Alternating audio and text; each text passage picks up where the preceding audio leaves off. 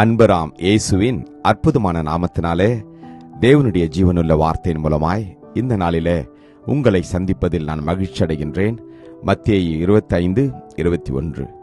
அவனுடைய எஜமான் அவனை நோக்கி, நல்லது உத்தமம் உண்மையுள்ள ஊழியக்காரனே, கொஞ்சத்திலே உண்மையாயிருந்தாய், அநேகத்தின் மேல் உன்னை அதிகாரியாக வைப்பேன், உன் எஜமானுடைய சந்தோஷத்திற்குள் பிரவேசி என்றான். ஆமென். கர்த்தருடைய நாமம் மகிமைப்படுவதாக. கர்த்தர் நம்மை பார்த்து இந்த நாளிலே சொல்வது, நாம் எல்லா காரியத்திலும் உண்மையாயிருக்க வேண்டும். கர்த்தர் கொடுத்திருக்கிற வேலையில, தேவன் நமக்கு கொடுத்திருக்கிற ஊழியத்தில, தேவன் நமக்கு கொடுத்திருக்கிற குடும்பத்துல, எல்லா இடத்திலும் தேவனுடைய பார்வைக்கும் அவருடைய வார்த்தைக்கும் ஏற்றபடி நாம் வாழ தேவன் விரும்புகின்றார். உண்மையுள்ள மனுஷன் பரிபூர்ண ஆசீர்வாதத்தை பெறுவான் என்று வேதம் சொல்கிறது.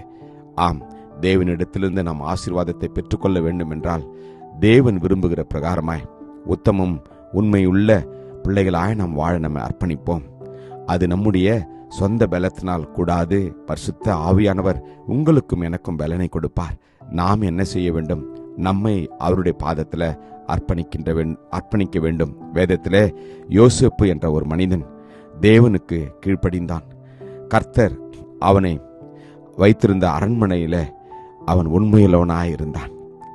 கர்த்தர் என்ன செய்தார்? யோசேப்பை அதிகாரியாகி அவர் ஏற்படுத்தினார். எகிப்து தேசத்திற்கு அவரை அதிகாரியாக தேவன் உயர்த்தினார். ஒரே ஒரு காரணம், அவன் தேவனுடைய வார்த்தைக்கு உண்மையுள்ளவனாயிருந்தான். தன்னுடைய எஜமானுக்கு உண்மையுள்ள மனிதனாயிருந்தான். கர்த்தர் உங்களையும் என்னையும் அப்படியே அவர் நிச்சயமாய் செய்வார். தாவீதை நீங்கள் வாசிக்கின்ற போது கர்த்தர் தாவீதை கூட அவர் உயர்த்தினார். ஆடு மேய்த்து கொண்டிருந்த தாவீதை அரண்மனையிலே கொண்டு போய் வைத்தார்.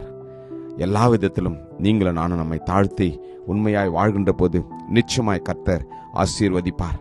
கடைசியாய் தானியேலுடைய வாழ்க்கையை நாம் எடுத்து வாசிக்கின்ற போது, ராஜா தானியேலை பாபிலோன் மாகாணம் முழுவதுமாய் அதிபதியாகவும் சகல ஞானிகளின் மேலும் பிரதான ஆசாரியராகவும் அதிகாரியாகவும் அவர் வைத்தாராம். ஒரே ஒரு காரணம், தானியேலுக்குள் இருந்த விசேஷித்த ஆவி. ஆம், நான் ஏற்கனவே சொன்ன பிரகாரமாய் நம்முடைய சுய பலத்தினாலோ நம்முடைய சுய சிந்தையினாலோ நம்முடைய ஞானத்தினாலோ செய்ய முடியாது. தேவனுடைய ஆவியானவர் தான் உங்களையும் என்னையும் வழிநடத்த வேண்டும். தானியேல் ராஜ்யம் முழுமைக்கும் அதிகாரியாக ஏற்படுத்த ராஜா நினைத்தான். கர்த்தர் அவரை உயர்த்தினார். இந்த நாளிலும் உங்களையும் என்னையும் அவர் நிச்சயமாய் உயர்த்துவார். நாம் உண்மையுள்ள பிள்ளைகளாய் நாம் அர்ப்பணிப்போம். கிருபையும் இருக்கும் நிறைந்த நல்ல தகப்பனே, நல்ல நாளுக்காக உமக்கு நன்றி அப்பா. அப்பா, நாங்கள் கொஞ்சத்தில் உண்மையுள்ள பிள்ளைகளாய் வாழ எங்களை அர்ப்பணிக்கிறோம்.